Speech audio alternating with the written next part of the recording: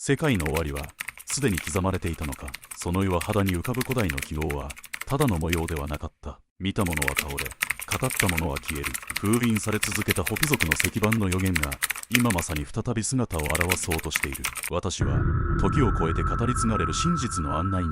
聖地をめぐり古代の声を聞いた証言者たちが紐解くのは神話か警告か、それとも未来へのメッセージか。あなたの常識は今静かに崩れ始める。真実の扉、その先に待つものをどうか目をそらさずに見届けてほしい。最後までぜひご覧いただき、チャンネル登録と高評価をお願いします。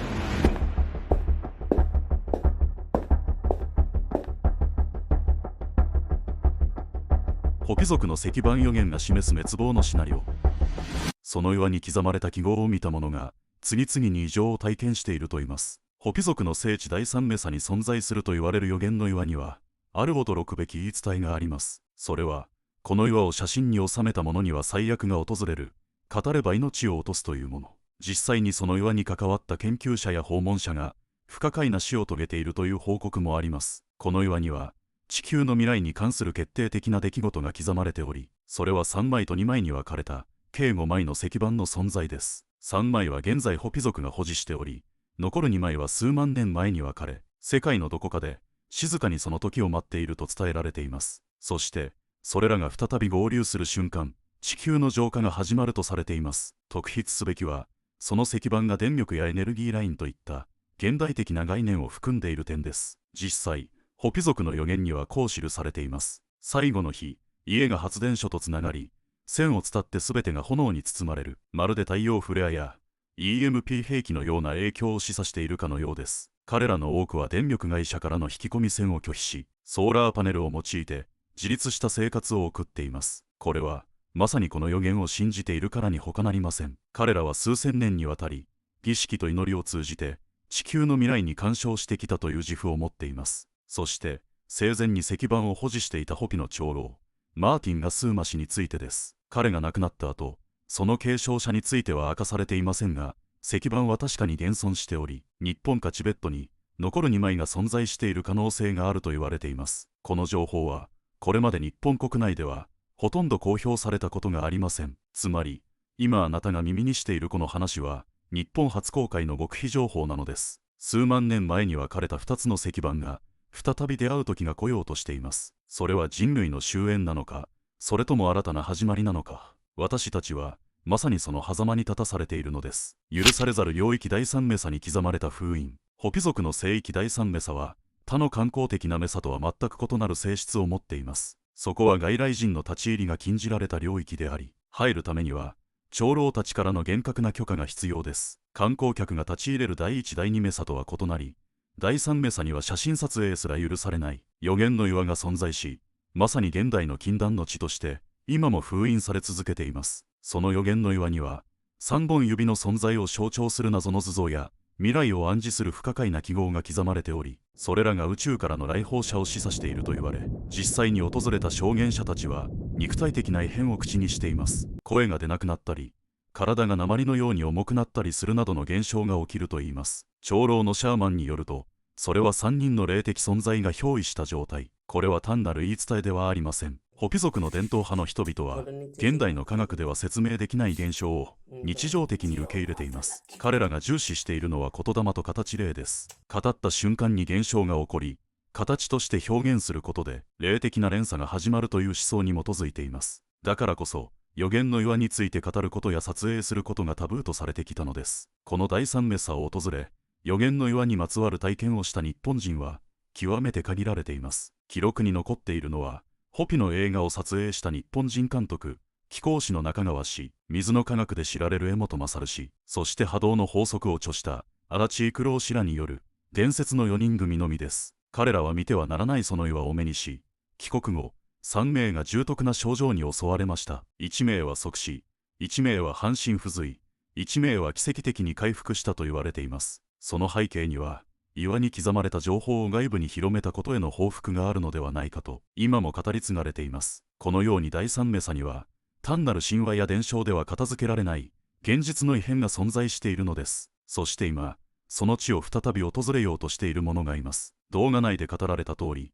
現代において新たな日本人の目撃者が現れつつあります。石板をめぐる真実が解き明かされた時、それは単なる歴史の発掘では終わりません。語るな、取るな、近づくなとされてきた予言の革新が、今、動き出そうとしています。それは人類が知るべきではなかった領域なのか、それとも未来への継承なのか。いずれにせよ、第三メサに刻まれた封印が解かれるとき、私たちの常識は音を立てて崩れ落ちることでしょう。失われた2枚の石板と日本の深いつながり。ホピ族の伝承によると、地球にはかつて5枚の石板が存在していたと言われています。それぞれには宇宙の英知、地球の浄化、人類の未来を記す予言が刻まれており、現在も3枚はホピ族の手によって厳重に保管されています。しかし、残る2枚の行方は長らく不明のままでした。この事実を明かしたのは、ホピの伝統派長老マーティン・ガスーマ氏です。彼は石板の保持者として知られ、普段は言葉を慎み、情報の開示には極めて慎重な立場をとっていました。しかし、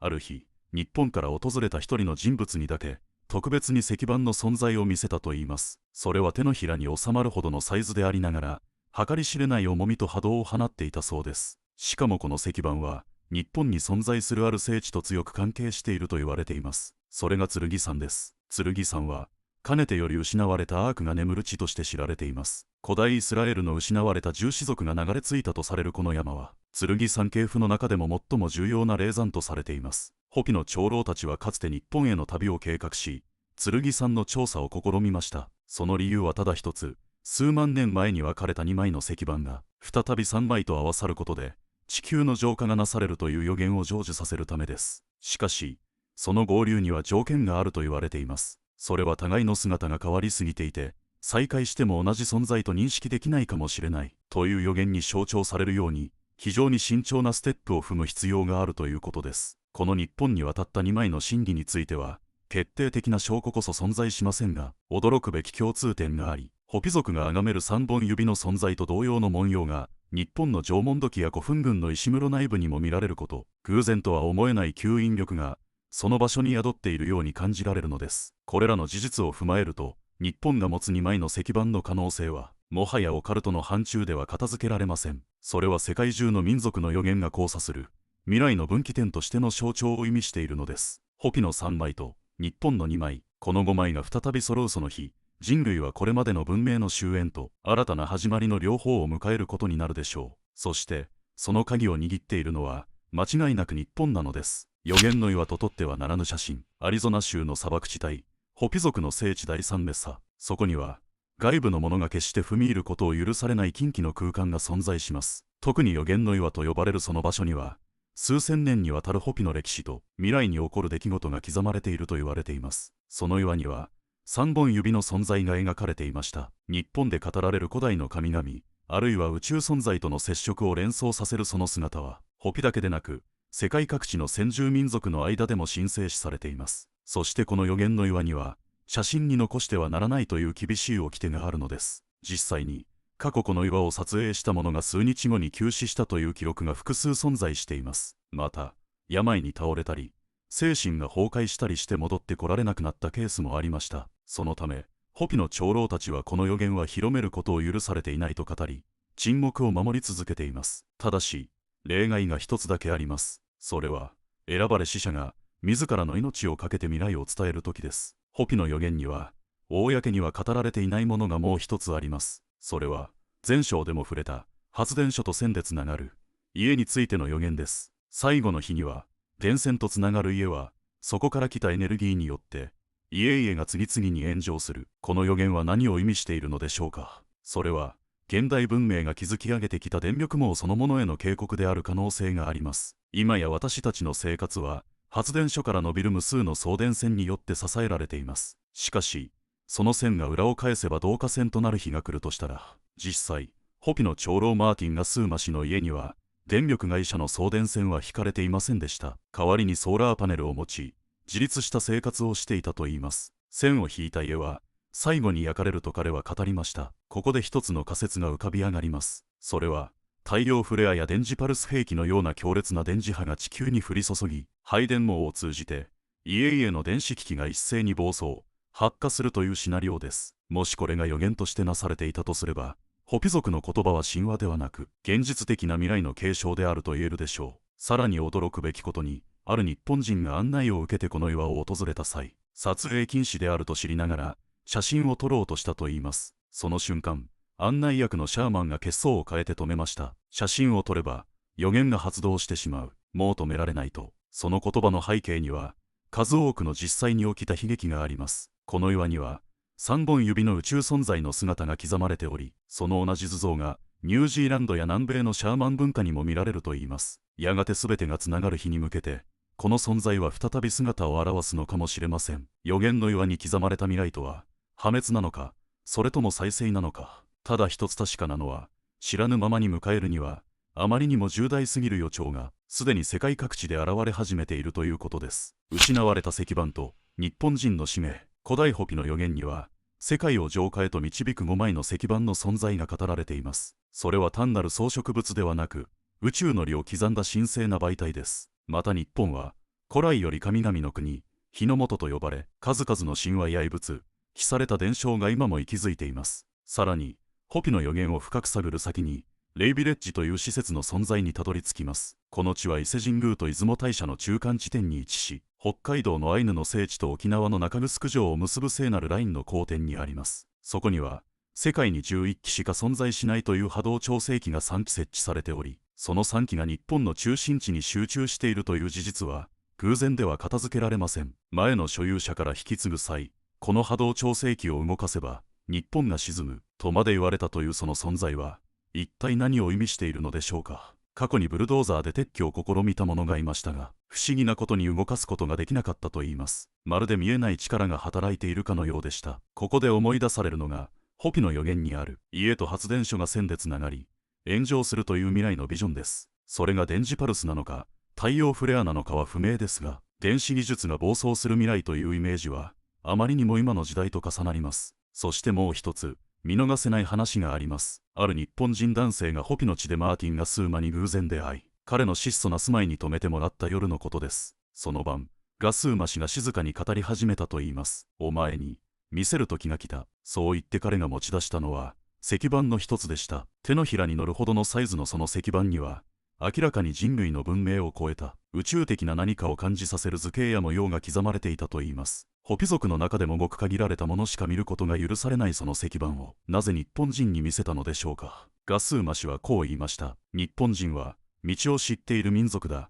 だから渡すことはできないが見せることはできる。それは日本人が何かを託されている民族であるという証拠なのかもしれません。石板の統合によって起きるという地球の大浄化、それが破壊なのか再生なのかは分かりません。しかし確実に言えるのは、その運命の鍵がすでにこの国に託されているということです。ホピの予言と最後の日の真実。ホピ族が古来より語り継いできた予言の中でも、ひときわ異彩を放つ一節があります。それは最後の日、すなわち人類の文明が岐路に立つとされる終末の予言です。この予言では、ロサンゼルスから終わりが始まる、というのです。ロサンゼルスを2キロもの巨大な津波が襲う。2キロの津波などという、未だ人類が経験したことのない脅威が襲うというのです。一体、これは何を意味しているのでしょうか。これがもし、もう一つの予言と原因が同じだとしたら、元電力会社の関係者によると、もし発電所からの高圧電流が誤って家庭に流れ込んだ場合、それを防ぐための遮断機構がいくつも設けられているといいます。しかし、それらが全て機能しなければ、家庭内の電子機器は一瞬で焼き尽くされてしまうのです。つまり、家が燃えるとは、物理的な火災ではなく、電子機器の壊滅を象徴している可能性があります。その現象の正体として浮上するのが、太陽フレアによる巨大な電磁パルス EMP です。実際、1859年に起きたキャリントンイベントと呼ばれる太陽嵐では、当時の電信システムが壊滅的な被害を受けたという記録が残っています。現代のように電子制御に依存する社会で同様の現象が起これば、ライフラインは一瞬で停止し、都市機能は崩壊してしまうでしょう。便利さの頂点に立つ現代社会が、実は最大のリスクを内包しているのです。予言は、それを警告しているのです。さらに、この予言の封印が実際に効力を持っている点も見逃せません。過去には、その予言の岩に触れ、または秘密を語った者が、不可解な死を遂げたという事実もあるのです。ホピの予言を映画化しようとした監督が原因不明の発作で死亡しました。ナバホ族の内部情報を漏洩した医師が突如失踪しました。日本に設置された波動調整器に関わった専門家たちが次々に倒れました。これらの一致は偶然とは考えにくく、呪術、あるいは自然の法則として働く力が存在しているとしか思えません。この世には、科学では説明できない領域が存在します。ホピの予言がその境界線を越えようとしている今、私たちは何を信じ、どう生きるべきなのでしょうか。マーティン・ガスーマが最後に語った言葉が今も残っています。地球は話しています。だが耳を傾ける者は少ない。今こそその声に耳を傾ける時が来ているのかもしれません。地球上下のカウントダウン、そして日本の未来へ。石板が揃った時、地球は浄化を始める。歴史に隠された意図、そして日本が担う役割がそこにはあるのです。これはホピの長老が数万年前から口づてで伝えてきた最終予言です。そしてさらに衝撃的な証言があります。ホピの予言保持者として任命されたある日本人男性がいます。マーティン・ガスーマと出会い、彼と3年間生活を共にしました。現在ホピ族が保持している石板は3枚、そして残る2枚の所在についてついに場所の目星がついたとされています。それは日本です。しかし終戦直後、GHQ が剣山から大量の何かを持ち去ったという記録が残っており、その中に残りの2枚の石板も含まれていた可能性があるのです。もしそれが事実であるならば、ホピの予言と日本の聖地をつなぐ鍵はすでにアメリカの手に渡っているのかもしれません。そして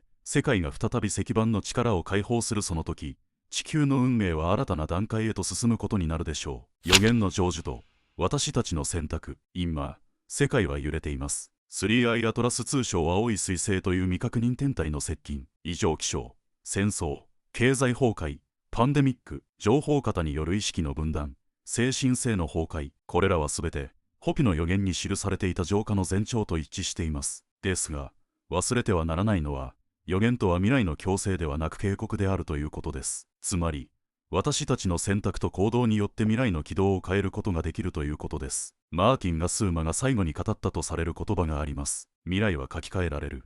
だがそのためには記憶を取り戻さねばならぬ。その記憶とは何でしょうか。それは私たち人類がどこから来てどこへ向かうのかという英知のことです。そして今日本がその記憶を取り戻す鍵を手にしているのです。それは技術でも宗教でも政治でもありません。心の周波数なのです。かつて日本人は神の声に耳を傾け、自然と共鳴する技術を持っていました。それを思い出す時が来ています。2025年10月28日、揺れる海と予言の称号点。このセクションはすでに語られた内容の終焉ではありません。むしろ全ての予言の着火点となるであろう、ある一日に焦点を当てたものです。2025年10月28日、この日付を数名の霊能者や未来が見えると言われる予知者たちがまるで申し合わせたかのように語っています。場所は日本列島の南西端九州、そして鹿児島近郊湾、あるいはフィリピン沖です。彼らが口を揃えるのは一つの揺れです。それは単なる地震のようでいて、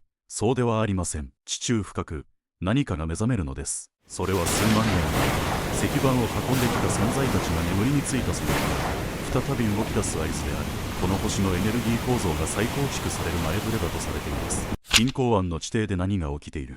2025年に入り、いくつかの共通する視点が浮かび上がっています。九州南部の火山帯桜島、霧島、高千穂に関連する地磁気の異常、近郊湾に存在する深海熱水鉱床からの特殊な電磁放出、そして古代から語られてきた失われた人理と石の伝承。これらの点を結んだ先にある予測が立ちます。そして何かが10月28日に起こるのだとされています。それはただの自然現象では済まされない揺れであり、誰かにとっては封印の解除となり、別の誰かにとっては人類の選別の始まりとも言われています。星と地震が連動する日は偶然ではない。この日、空では北斗七星の真横を通過するレモン彗星が観測されます。これもまたホピ族が語った最後の日の兆候の一つと一致しています。ホピの予言にはこうあります。最後の日、空に青き星が現れ、家は火を吹き、地は動き、そして神々の持ちし石板は共鳴を始める。九州南部近郊湾フィリピン沖のラインは環太平洋火山帯の補助とも言われるエネルギーの結節点です。